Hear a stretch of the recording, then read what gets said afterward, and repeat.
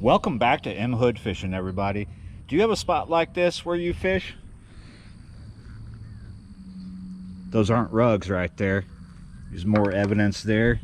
There's something bloated over there. I've found spots like this my whole life where it seems that people dump dead animals, or somehow they wash up there. Probably dumped. There's quite a few here today. In this video, I just want to fish. I am going to work my way to a catfish spot, but until we get there, I want to kind of bebop around, look for perch, maybe just to have some diversity in bait. Yes, got one. Ho-ho, that'll work. It is a pretty warm day today, so maybe that'll be good for fishing, huh? Definitely good for me. I'm doing my usual thing that I like to do when I'm fishing for panfish. I'm drop shotting. Come here, let me just get it together here. I'm drop shotting a little bit of red wiggler on a size 6 Aberdeen, a little bit of weight. Let's see if there's anything down in that culvert.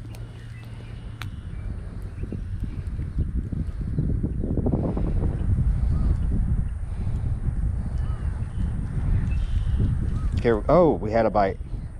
Put it right back down there.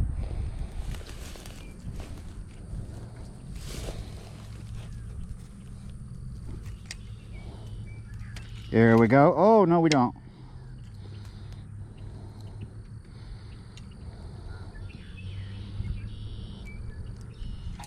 Got him. Looks like the same thing we got the first time. Yeah, you're right. Well, I gave it a good try and I got one from there and one from there and nothing else. So let's go to another spot. Over here closer to the dead stuff, right up by the culverts. It's super shallow, but right in front of them, it's a little deeper and there's some shade, so there could be something there.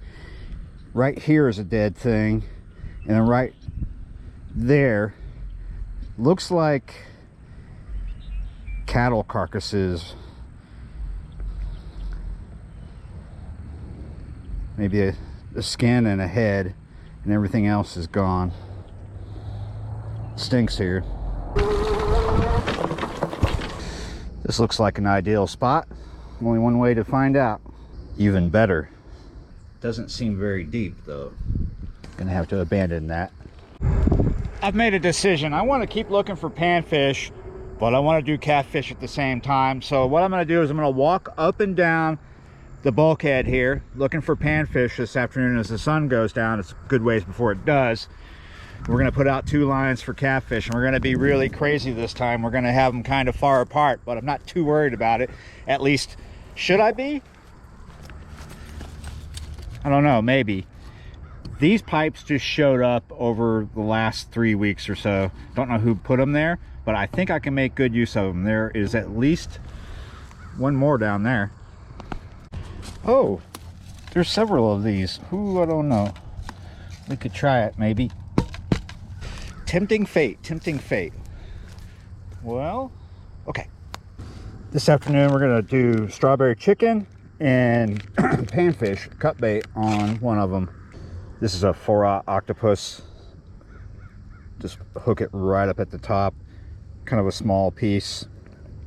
Got a piece of chicken here, but it's a little too big. Just cut it in half. Both my rigs are exactly the same. 3 ounces of no roll, 4-aught octopus. There we go.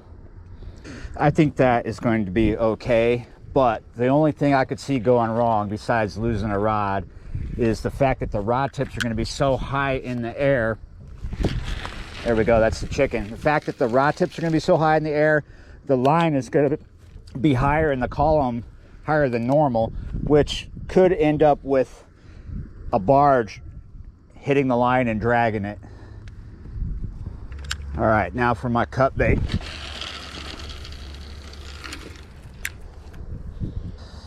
Luckily, the rods aren't that far apart, but normally I don't have them that far apart. I'm gonna walk down from the rods and then fish my way back up to them. That way I can always see them. I never have my back to them.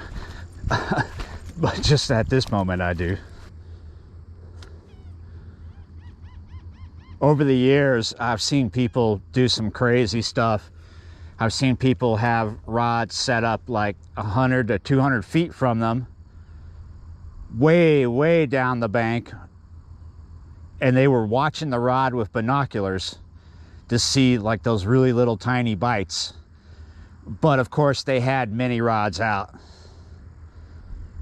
Like, I mean mini, like 6 to 20, literally 20.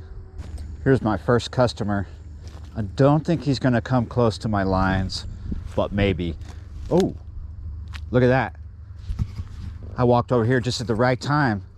This is the cut bait. It's getting a bite.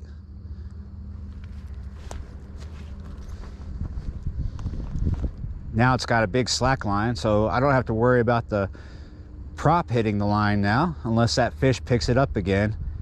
Notice that I'm not really being fast about reeling that up. I'm kind of hoping that he will pick it up for me if he's still with my bait.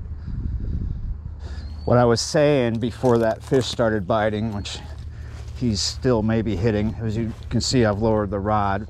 What I was trying to say was about 25 to 30 feet out is where the line is starting to come out of the water, and he's coming in fairly close.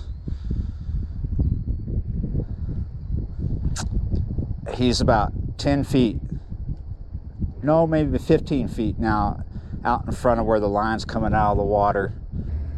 Yeah, sometimes on these shipping canals, you really have to think about these things. I've fished quite a few canals where I do not ever want my rod tip that high in the air, especially Crown Point. I've had some nightmare situations with crew boats running right into my line and these barges coming in way too close and clipping the line. When I say clip the line, what really happens in most cases is the line gets sucked up into the prop, and that's how it gets clipped. I'm starting to make myself paranoid talking about that possibility. I'm gonna go ahead and lower the rod tip down while he's passing. All right, now I'm getting confused. He seems to have stalled out.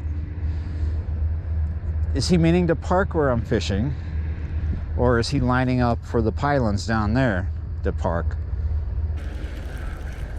I don't know what's going on, but speaking of crew boats, one is coming up this way. I think it's a crew boat. I'm gonna go ahead and pull the lines because that, oh, that's not a crew boat. As soon as I got both those lines up, look at this, he's coming even closer to me. He's either wanting to park right where I'm at, or he's lining up for the next parking spot down. We gotta change the battery. They did get pretty close, but they're not parking in my way. While I was changing the battery, one of them came out onto the deck there and engaged a conversation about Magicycle over here. I think those are fuel barges, and they're probably fully loaded. That's why they're going so slow. Don't know if they're parking down there. I think they're just going slow. And it's turning into Grand Central Station right here. Looks like we're getting a bite at the end here. The chicken had a bite while I was down there. Oh, this line over here is picking up. I'm getting a bite on the chicken too. Hopefully that's just the barge changing the current right here and dragging the bait a little bit. It is getting dark out here, so let's bring them closer into each other. Oh, look at that.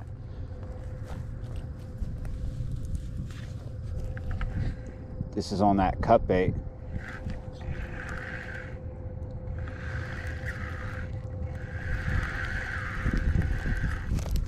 Oh, there's no fish there. Oh, I know what's going on. If I hadn't looked down at the water, I would have swore that I had two fish on, because look at the bend in this rod here, and then over there I thought I was getting a bite. And I looked at the water. It just Look how it's moving all of a sudden. That's because that huge barge down there just pushed out really strong, causing this current to shift drastically. Look at the crazy bend in this rod here. I thought something was picking up the bait. I mean, that is super crazy. It's crazy how this current can change so drastically when some of the barges come through. Not all the barges do this, but when they kick on full power like he just did, and he wasn't even close. He was kind of far away when he... Oh, he kicked me up. He put me into snags. That's the problem here. I should have just reeled these up, but it probably, by the time I noticed the current had changed, it was probably already too late. Here we go. We came out of that. Came out of it. Yeah, I think we did. Yeah. Ugh. Brought us back a bag.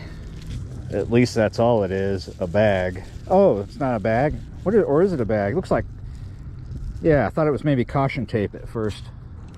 Here's the second one, the chicken line. Another bag. What's the odds, huh? Oh, looks like we got 2 bags on one line.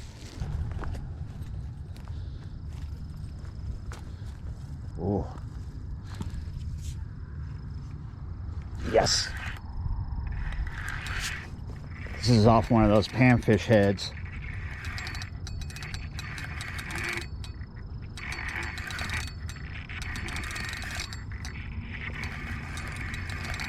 Finally get something. Oh.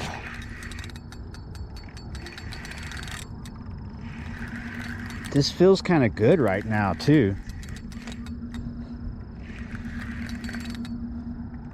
Well, it makes me so happy when I have so many problems when shooting a video like this, where I catch 2 fish in the beginning of the video and then problem, and I say, see you next time, without putting a fish up on the deck.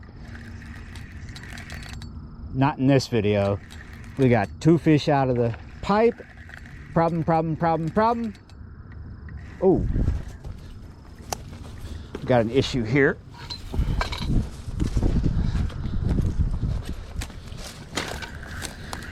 Let's see what we got here. Ooh.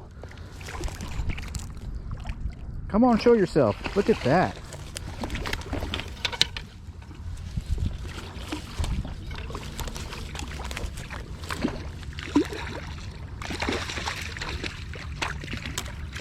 Nice.